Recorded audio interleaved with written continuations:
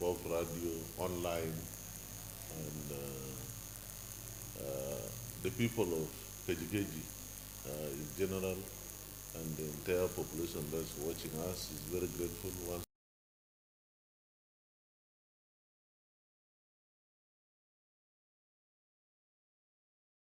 on political affairs, who is also the excellent secretary. Say your name.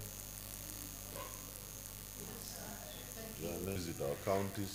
One, to acquaint ourselves with the general security situation of our counties. Two is for us to encourage our people in all our counties to embark on agriculture, taking very important process. That's the national general elections, the civic duty. But much more important is to give thanks to the people of Kajo-Keji. This is in the backdrop of that Kajo-Keji is one of the counties that is highly affected because of the war. And all of us know that Kajo-Keji played a very crucial role in the history of our country, especially in our liberation, way back into the Anyanya One movement, where Kajo-Keji hosted and harbored the struggle. SPLM, SPLA, war, Kajo-Keji, especially the latest is the case in point of the region. We are in the then Sudan, in state, quite a very big essential role in the movement. Supported our people in terms of the struggle by contributing their sons and daughters who participated in the struggle. And some joined us, Dr. John Darang Jumavio, where we have quite a big number of the sons and daughters of Keji. We have quite moved to Keji to talk to the people. But one thing I want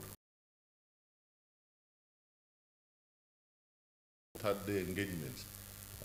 We had a very good security meeting where the come back.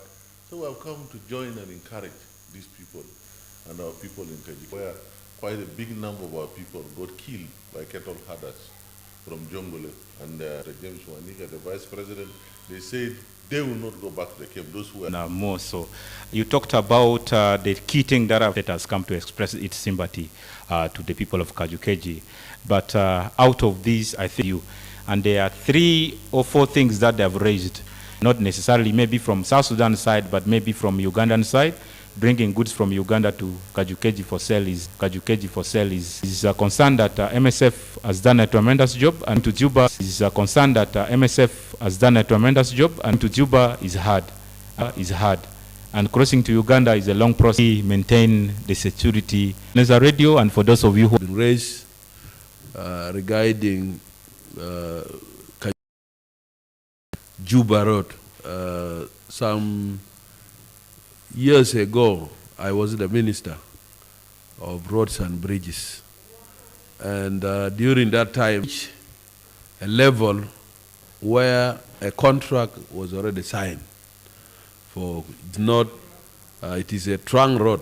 A trunk road is, concern is that we are the one facing the people. In his other term, in his first term, as a governor of Central Equatoria State, did his best to engage the national government until a contract was signed. The unfortunate part of it is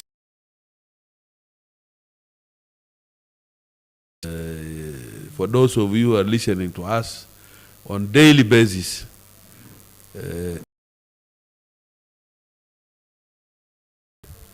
and so the economy is struggling and the government is not able. Yes, so a concern of everybody. It's not only a concern of the people of Kajo-Keji, either the people of Central Road Construction, where we finance oil for roads. We have Juba Bargazal, which is ongoing. It's a complete part of Central Equatoria. Actually, most part of Central Equatoria in Terekeka County.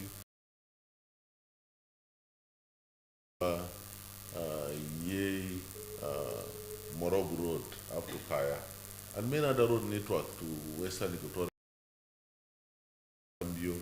and this this one of Kajo-Keji. These are all roads that have been earmarked. But of course, one important thing I want to underline is that all this road network are not done at the same time. Under the National Ministry, what I know, they have been graded into A1, A2, until their point of completion, point of start. Global, everywhere in the world, road network is a very expensive undertaking for any government, not even bigger. So it's true the war affected most of our road and our projects, but this road is on course within the road priorities of South Sudan, but I think it is falling on priorities maybe after 4 or 3 road network which are in Central Equatorial State. However, in my statement the day before yesterday, I did mention to the population of Kajo-Keji, we sympathize with what has happened, and the worst tragedy is the bridge that took quite a big number, about 9 of our people who came from Juba, got drowned by water because of bridges and all challenges on the road, and even the time consumed on this road and so on. But one important thing is this road is going to be constructed, this is my assurance. However, we say there's a state who will do what we call pothole repairs to allow ease movement of people, to reduce the traffic so that movement of people and goods is going to start. We are mobilizing some few of our machinery, and we have actually started as a state for the Juba-Ye road, just closing. This is not within our competence as a state, but we have done it up to Ganji. So we'll look at our available resources. I did announce we'll close some of the potholes. But by and large, this road is going to be done by the national government. Yes, services are essential. Our people are facing a lot of taxes because of the challenges surrounding our borders. But of course, these are international borders. We cannot control what the taxation policy in Uganda. But we too also have our own taxes that we collect, which are enshrined in our laws. But I don't know which are these taxes that, because even for us as the state, we take defined taxes that are categorized under the law, and also the government has its own taxes. But one important thing I've also directed the state officials is that we have to harmonize the taxes in our state. We have also appealed to the national government so that one will move out what we call a tax burden, where citizens are taxed on one thing by different actors, so that we harmonize these taxes, we know which one belongs to which entity. This will be part of the challenge that addresses the issue of taxes. On the schools, Kajo-Keji really, I want to say most of the schools got affected because of the war. And of course, you know, people went to the refugees, the schools, some of them are in a very sorrow state because either roofs are blown off by wind, or others deliberately by some wrong actors, they remove the iron seats and so on. And that's why in our return strategy of our state, in our return strategy, I want to tell the people is anchored on 3 issues. One is security, because you are well aware that the people left because others, of course, we are running for their lives. So we need to make sure our people are secure, the environment is secure, so that they live about their businesses. And then number 2, we have to look at the aspect of social services. And this is one, the issue of road.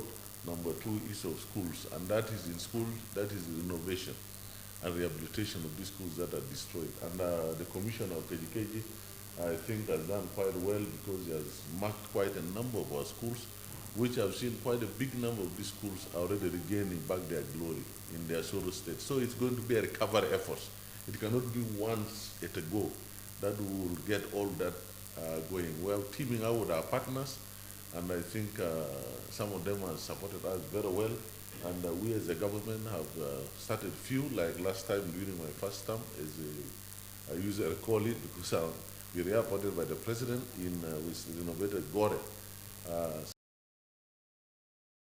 as a process, and some of the schools in Kajo-Keji. And another issue on the return strategy is the NFI. We're advocating the people to be supported with some essential livelihood, like tents to pick about their life. Our people are hardworking, even tools for agriculture.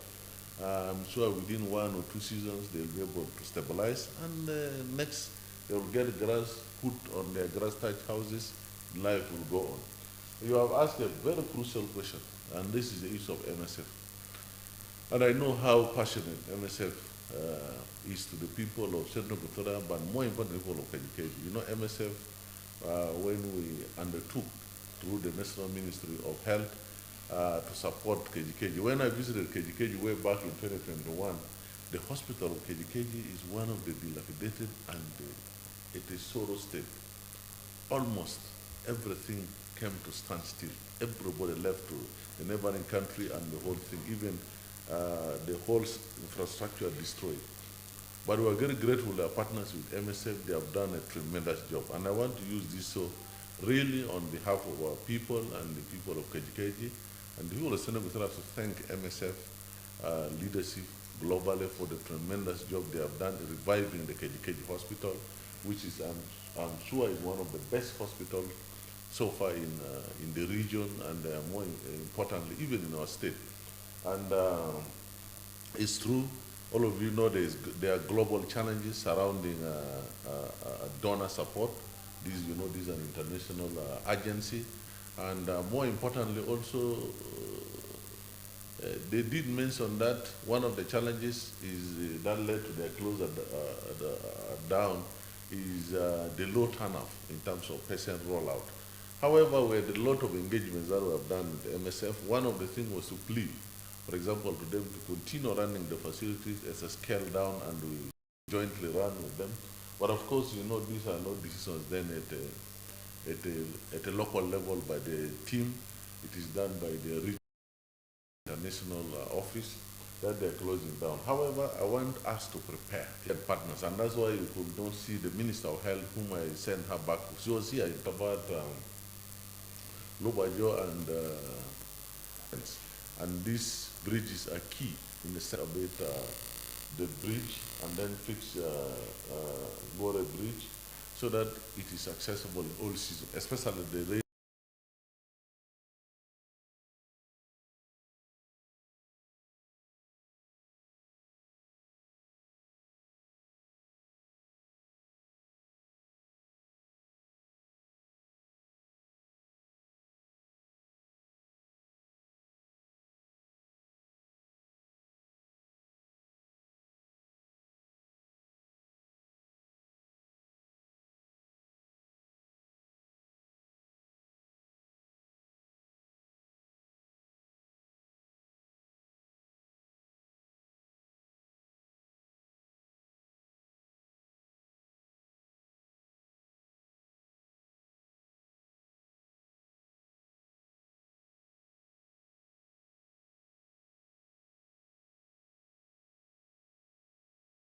However, I want to express to all our people, when I came back, at least I can talk with confidence when I came back,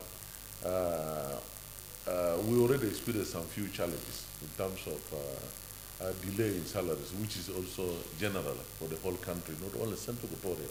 But however, I want to thank the national government.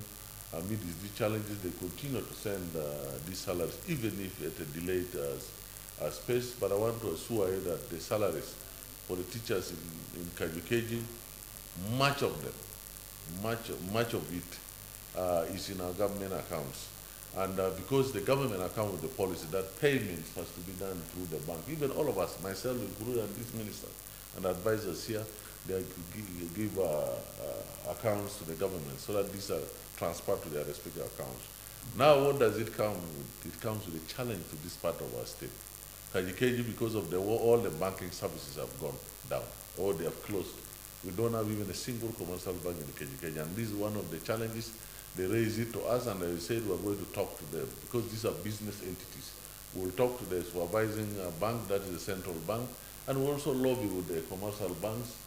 We have our local banks so that they come and open branches in Kajo-Keji so that we'll be able to transmit. I've assured them that once I get back to Juba, and the Minister of Education is here also, we'll be able to transmit all theirs. We have 7 months' salary, which are in the accounts, but then we'll have to transmit to the accounts. Even the commission, I'm sure, his other civil servant salaries are in his account of the county of Kajo-Keji accounts, which is in Juba, unfortunately. So if he is to draw it, he has to bring it physically, which is also somehow against the monetary policy of our country, which is we have to go through banking. So this is some of the challenges that we are addressing. But I want to assure the teachers here in Kajo-Keji, first of all, thank them so much for their resilience, even with all this delay in their teaching in our classes. This shows that they love not only the children, but the people of Kajo-Keji and South Sudan. This is what we call patriotism, that is love to your country. So these salaries are going to come, delayed as may be. I'm quite sure all will overcome these challenges, and I'm grateful for this question. Finally, there are issues, unfounded allegations about the issue of logging and mining that has been eating up social media for the past few days. And I am quite certain that you've visited a number of these places. I will wish you to maybe have your say about it and what your findings are. Before I talk about summit logging, I want to give the commissioner say something on logging and mining. He's the direct supervisor in the county. I will summarize it. Thank you, sir. Say something about policy on mining. Thank you, Your Excellency. Well, thank you very much, Radio Ebenezer. It's a very interesting question. We are talking about logging. Logging in Kajo-Keji started way back in 2017 in areas controlled by opposition. And after signing the agreement, it is spread to all the Payams. But then there were policies which were made to stop logging. There are around 5 orders issued to stop logging, but it persisted until last year when we came in, we started working to stop logging. As we speak now, there is no logging all over Kajo-Keji County. But we did note one thing, that there are those who are cutting trees for charcoal. I went to Keriwa, I found there was a charcoal burning, and then in parts of Mangalatore. But this charcoal logging is done by our own local people. And then for other reasons, because they want to support themselves, some are still returnees, they have nothing to do. Some are those who want to settle the school fees of their children, while others want to do charcoal burning for medical cases. I did have 2 meetings, particularly in Diwolo, and that these were some of the reasons. They told us our people are getting in. But all the same, we are trying our best to stop. Like, for example, we arrested almost all the machines that we are using for logging. We chased away the foreigners who also got involved in the logging, charcoal burning, and then we restricted the local communities not to get engaged in large-scale burning of charcoal. That is what we know.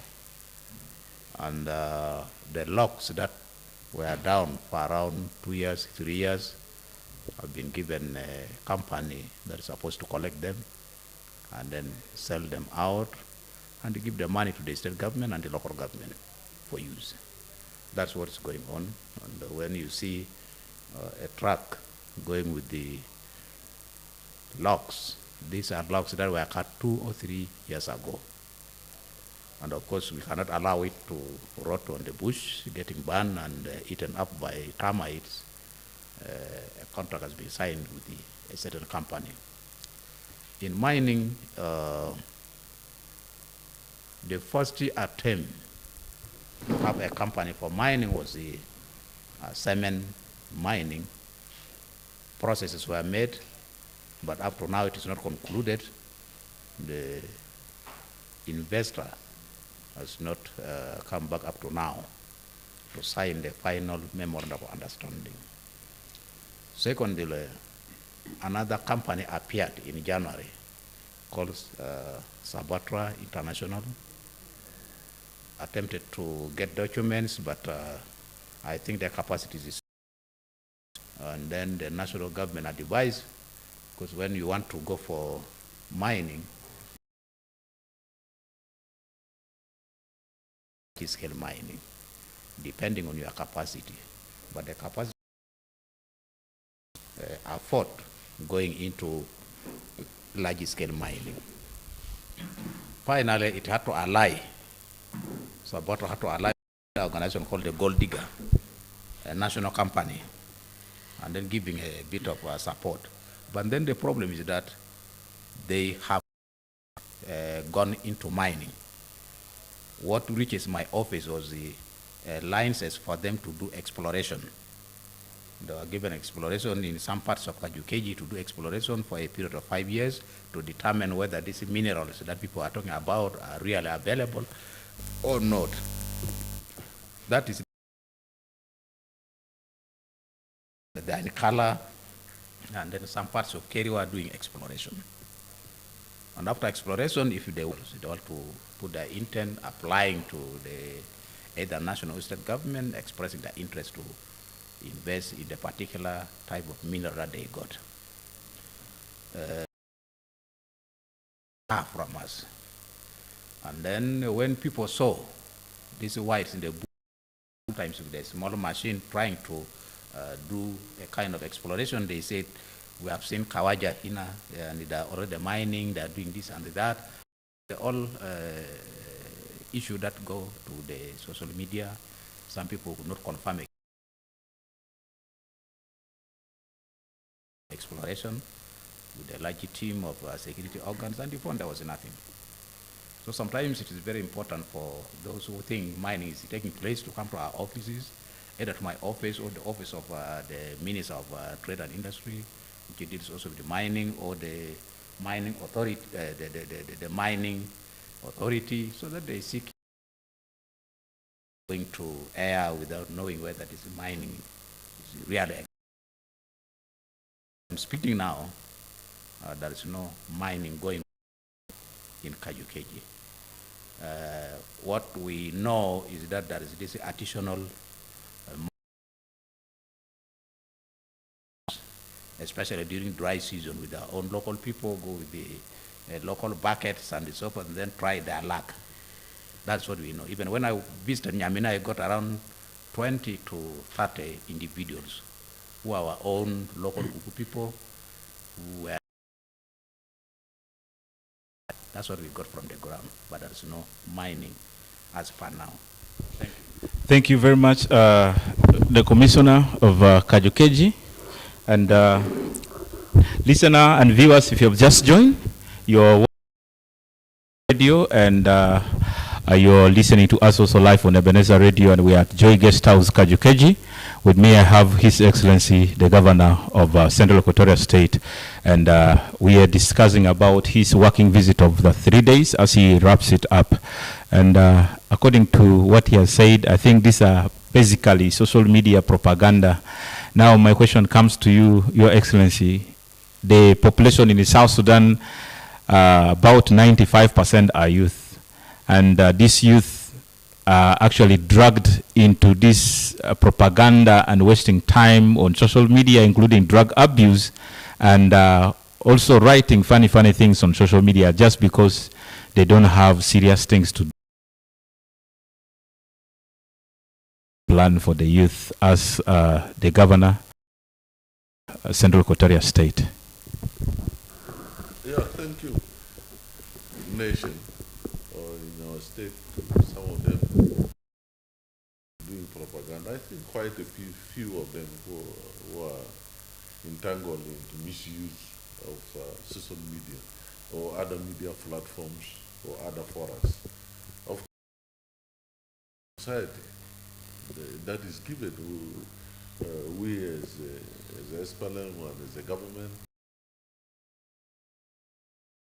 so that express, people are able to express their views, their opinions, for the to take, and that is also their right. But of course, you must take to 2008 census, which was done, of course, disputed, puts South Sudan population at over 72% are youth people, in mostly less than 30 years of age. Equatoria is the same. And of course, this tells you that we are dealing with a young population in our state. And puts us it's a very strategic thinking to realign and reposition our agenda towards youth empowerment.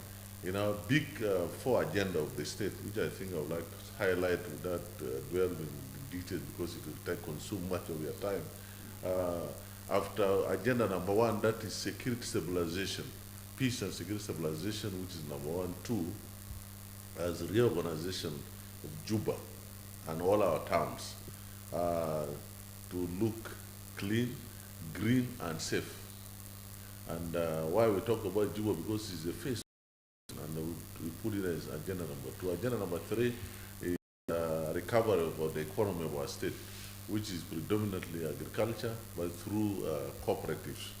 And then final number 4 is social service delivery, which is mainly road network, education, health, water, that is clean drinking water, and 5th is youth and women empowerment. And I want to underline a bit about what we mean by youth empowerment in line with what you asked in our big 4 agenda.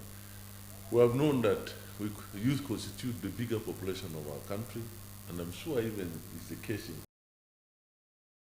to come with deliberate policies that realign with these challenges. And is education. We believe that if we educate our young people, we have a clear prospect for the development. They are enrolled to school, and then they acquire skills development so that they begin to be champions. About youth to be in charge of the economy of our state, to be the champion of our economy state. In many forums, doing businesses, youth are able to manage micro and macro businesses and so on. These are policies, vocational centers and so on. So this is in line with our thinking. Therefore, youth empowerment is key. But one thing I would like to ask the young people, we are not immune, all of us, from being criticized. It's your right to speak, and as the commissioner put it, if you have heard something, before even writing on your tablet, you begin to post something that you are not sure about. It's very important. Some of us are available to ask in all forums, or if you don't access some of us, because they do complain for us to listen, other than just popping and writing something we are not sure. Of course, as a nation, anybody should be responsible in writing. A population that anybody gets anywhere at a given time to write something that is misleading to the public. You already know that we are past what of all these platforms, which is punishable by law. And I think the National Minister of Justice is already publishing these laws. There are a lot of penalties, so people will account for what they do. And of course, I really don't want youth to end up in serious problems. These are the future, even they are the future leaders of today. So therefore, I want them is not opposed to just being known for talking, criticizing, and then saying, and even some of them without providing alternative. I've quite some of these forums where there are young people who provide a lot of valuable information that, which I'm sure my colleagues here will agree, they benefit from. But there are others which have become an attitude to see things from the spotlight of negativity. So we also don't blame them, and I think it is some of the cultures some individuals have decided to be part of. But I'm very, very grateful for young people. All right, thank you very much. And before we shift to the 2026 election of December that has been announced today, I mean, revenue, and the revenue part of it for Kajo-Keji County, we had a talk about cement exploration in the Kajo-Keji, Can you elaborate for us a little bit about it? Are there still plans for these investors to come in and do the cement factory?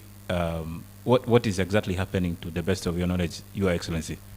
Yeah, we are really very thankful to the Almighty God for giving us in Kajo-Keji, to our people in Kajo-Keji, a very important resource, and those are cement deposits. And I want to tell the population and the people that from studies, this is one of the best, if not in the region, I think in Africa, from just studies. So therefore, this is a very, very valuable resource to the people of Kajo-Keji. And quite way back during the time of Governor Kelemen, investors have been sought to come here and invest in this very important resource. And before I came in, my predecessors actually did some undertaking with some people where they even visited Kajo-Keji them to start. But of course, all of us must know that investors are investors. You don't force them. They have their own, these are business people, their own conditions, their timing. But one important thing is that we are calling upon all our, even our national government, for us to invest on this resource, and even call upon all our investors, our brothers from Kajo-Keji who are in the diaspora. If you find very genuine investors, please now let them come and invest. Of course, with this very important, valuable resource, is going to benefit, number one, the people of Kajo-Keji. This resource here, according to our laws, the people of Kajo-Keji included, environmental assessments are done, agreements are made. The first, there will be a lot of benefits in terms of infrastructure, in terms of employment, in terms of the cements that are produced in Kajo-Keji. You could imagine how the locality is. So by and large, it's going to benefit massively the people of South Sudan in general. So I believe that one time, at a given time, the people will come and this particular resource so that it benefits our people, and we look forward for any investor who will come, and of course the national government, but will play a crucial role to making sure this part of our resource sitting for quite a big number of time, and I wish it is done during our time so that we even use the cement from Kajo-Keji. Tag. What a beautiful thing we'll have. All right, thank you very much. Listener, we may be able to give you time to call in later on our studio number that you know. Before we get to that, Your Excellency, as you came on the day you arrived, you went into, was an activity going on. Maybe you can also tell us what does it mean, the announcement of today. December is coming and elections are on.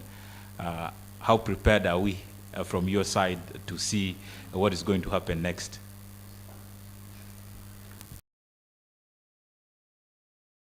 Something on the SPLM activities, the SPLM Secretary, what he did, and the elections. All right, thank you. Let's give the chance to. A lady here, also, I want to thank Radio Ebenezer for in this talk show. As you ask about the day that we arrived in Juba on that Wednesday, our purpose of coming to orient and prepare our structures from boomers, Payam up to level for the ability to be ready for the upcoming elections. For the upcoming elections, that's why we draw all the Payam 32 boomers of Kajo-Keji and 5 Payams of Kajo-Keji, total number about 500 and above. So we taught them about the mobilization as a state 4 pillars that we have set for preparation for the upcoming election. Grassroots. That's where I brought them, and we taught them about how they can start make and even resource mobilization and continuing education. Why? Because our members, yes, we gave them training since 2024 and 2023. That means there is a new recruits. So that's why we came along from Juba up to here. Lectures, plus also the basic document of the party. Because some of them, when they're recruited, they don't know even the vision, mission of the party. Also, we thought about them, and then even the responsibility, and how as SPLM's party to prepare for the SPLM elections. SPLM as party going to prepare for their own election, which by then we say a primary. SPLM will come their members who will go to the general election to participate and to compete with other political. As we know now, currently we have so many political parties in our country. That's why we have started engaging with our members for them to be ready when we start to move, prepare them, orient them about our objectives and mission. Yeah. I was in came to grace the just concluded SPLM training.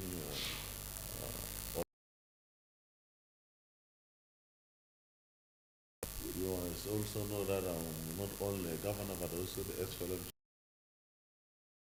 and in line with our primary as a party in our state.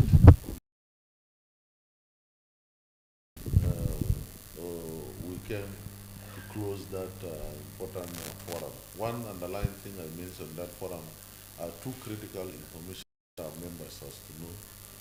One is that we are going to have two important elections that are going to be carried, or processes that are going to take place, which is congresses, which will be soon announced by the National Secretariat or the leadership of our party, led by General Salva Kiir Mayardit and his deputies, and the Secretariat led by Comrade Engineer Paul Cordit, where the party is going to embark on grassroots reorganization process. And this process is going to come, and I've informed them to get prepared for that process so that they are not taken by surprise. Two, is also for them to know that the party must get prepared for the upcoming general elections.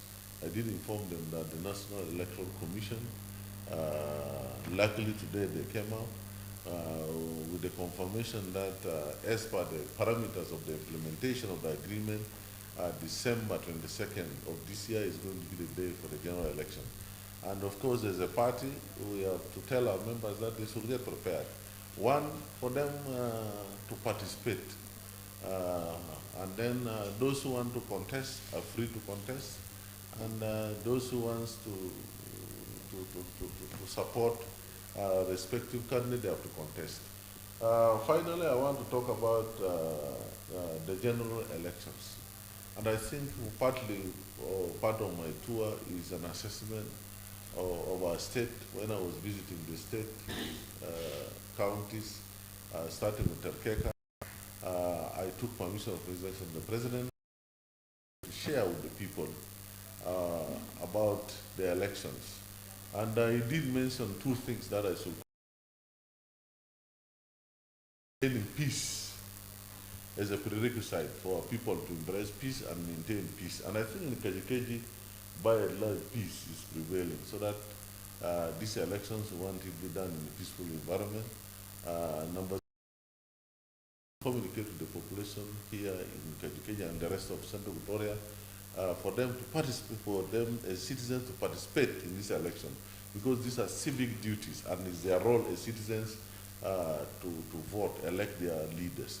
So in my messages to the people in Kajo-Keji, I want to repeat here, by extension to the rest of Central Victoria through this platform, that let them get prepared to participate in the general election.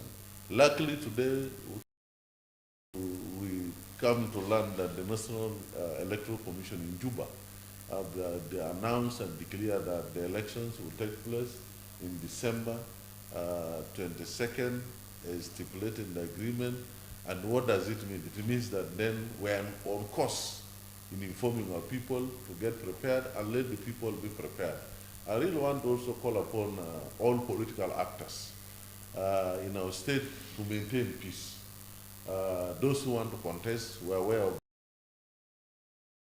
the space will be there for you to campaign. I also want to talk here as a governor, to raise your views.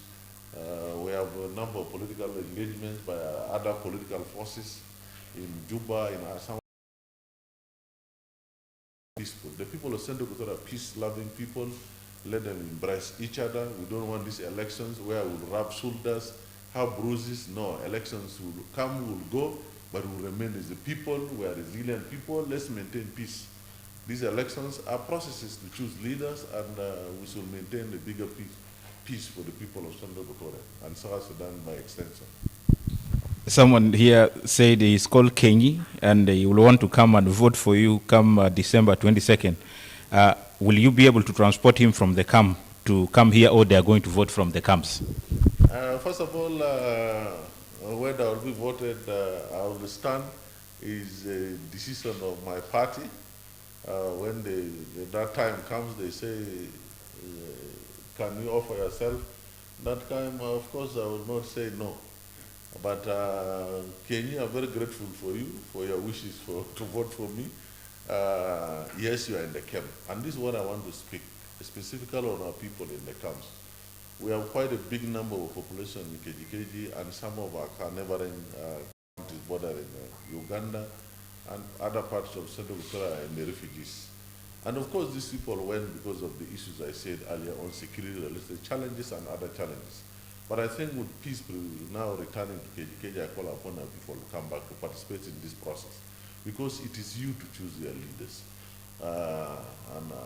And this process is done here. Registrations, I'm sure, is going to be announced, it's going to take place, and good enough, the Electoral Commission in its roadmap said the constituencies which were there for the 2010 general elections are the ones going to be contested for.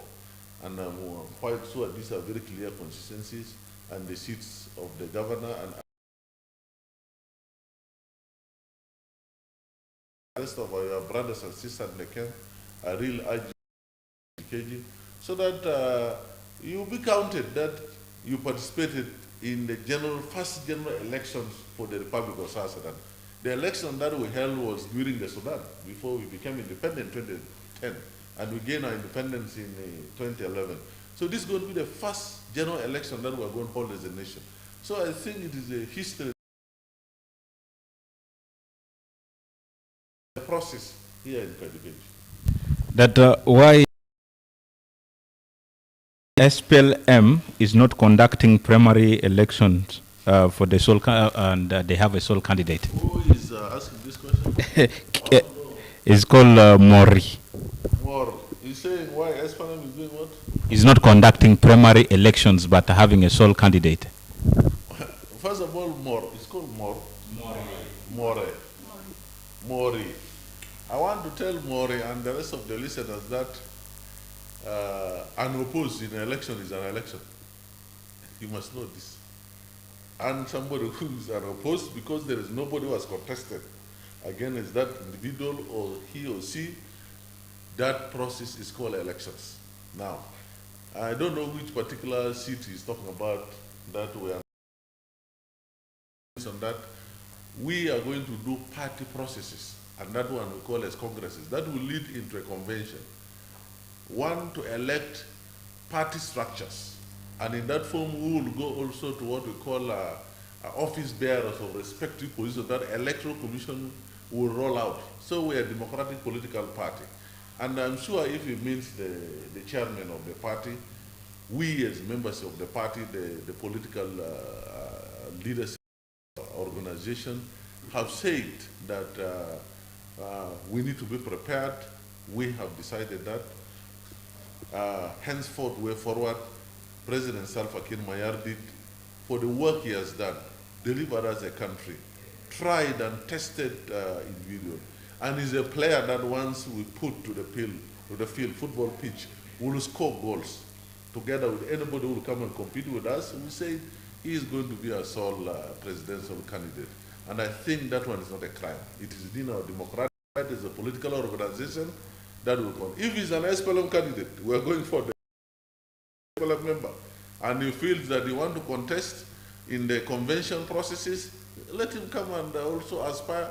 We will reconsider that opinion. But as it stands, the party have decided that President General Salva Kiir Mayardit, for all the issues surrounding the goodies that we have mentioned he has done for this nation, we say no, let him take us as henceforward as our flag bearer.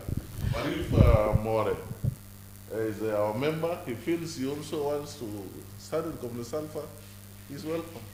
Your Excellency, just to let you know, MTN South Sudan is watching us also, and there is a concern of network in Kajo-Keji. Some parts of Kajo-Keji is cut off, and sometimes also when the weather is cold, I don't know what happens, but network even in Kajo-Keji sometimes goes off. So I don't know at your level what you can tell your listeners and your voters. Come. I think generally all Kajo-Keji used not to have this problem. This is all attributed to war. Most of the antennas in Kajo-Keji, some of them got destroyed because of the war, either solar panels, because they'll be using solar to generate power for the ignition of the work of these antennas. All are destroyed. And you know, these are business entities, which is also to make profits. However, due to the population, which have gone, actually, most of these companies scaled down. And I want to thank MTN. I think it's the only company in Kajo-Keji so far now. Really, I want to thank MTN for the commitment. They came and met these challenges. They have fixed some of the antennas. I think there are a handful of them. The population has grown. I'm sure the network is having issues because the population is big. We realize that concern. Well, we'll talk to them. When we get back to Juba, we'll talk to the management. And MTN, you are the one asking, please come back, fix your antenna. There's busy network usage, and the market is there, the population will come back, kindly fix some of your antennas. Of its antennas which are not in use, there is not going to be any network. We're also looking at to come to Kajo-Keji and also fix a few antennas.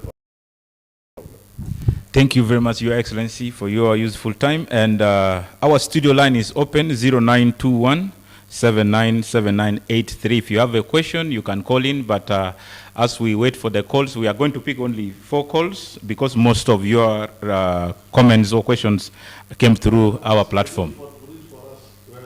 Okay. Okay, so if you're on Facebook, you can write your comments. If you're on phone, you can call us. The line is open. Somebody is online. Let's first pick this call. Ebenezer Radio. Hello. Yes, good evening. Good evening to you. Yeah, call me Mr. Patrick. I'm calling in from Jalimo. You're calling from Jalimo. Your name again? Mure Patrick. Mule Patrick. Yes. Yes. I really wanted to have an event to Kajo-Keji. Your network is not okay, Mule. Yes. Yes, I'm saying my concern that to the governor. The first one, I really appreciate him.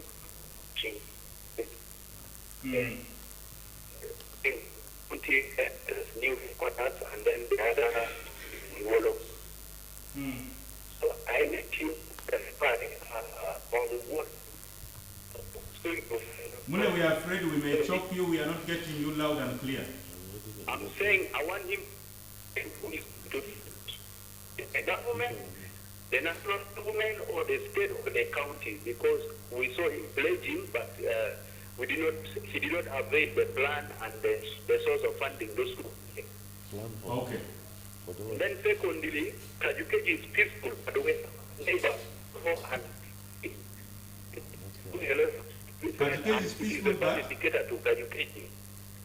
How is prioritizing the security is not okay, because we are hearing a lot of abduction, especially here. okay. Yeah, thank you.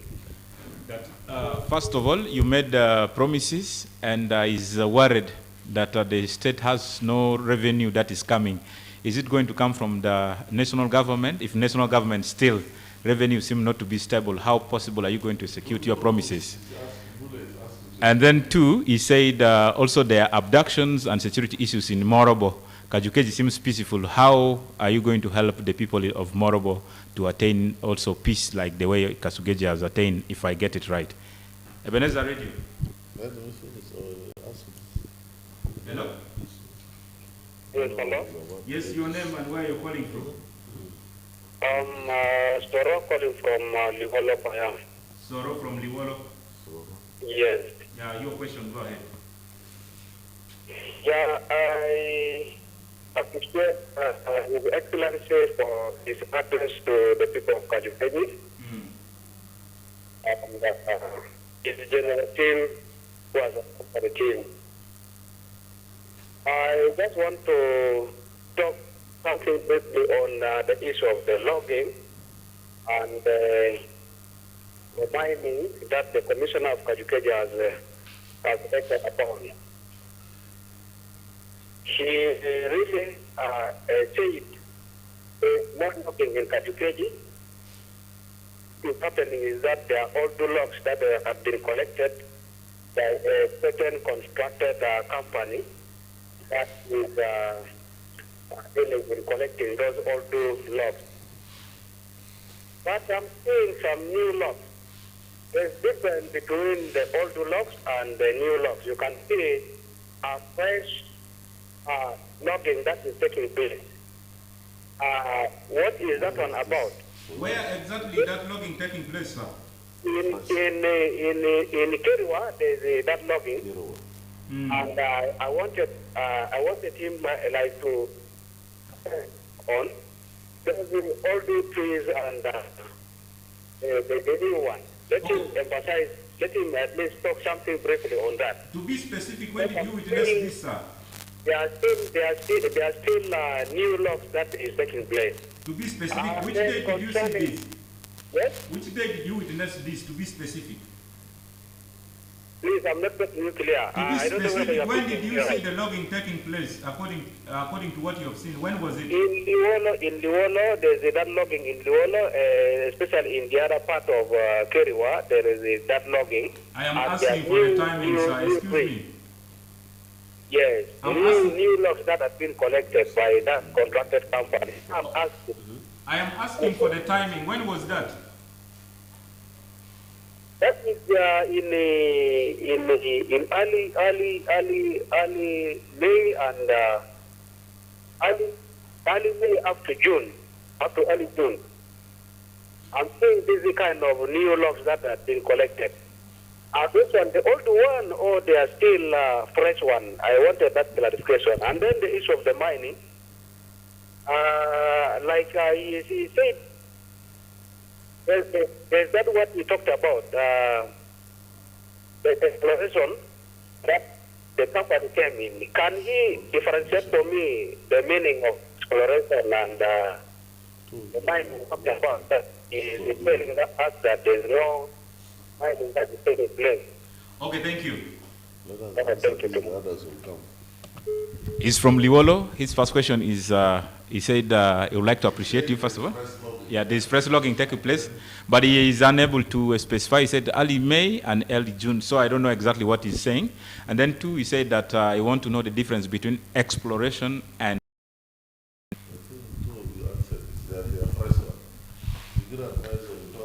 Okay.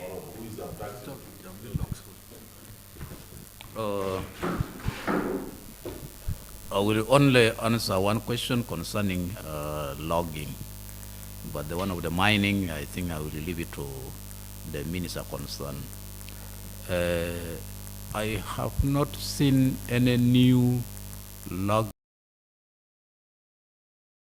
And as I said before, what I saw was people who are the army. I found there is a company called Royal Vodka, Royal Merchant Charcoal. But when I went to Kala,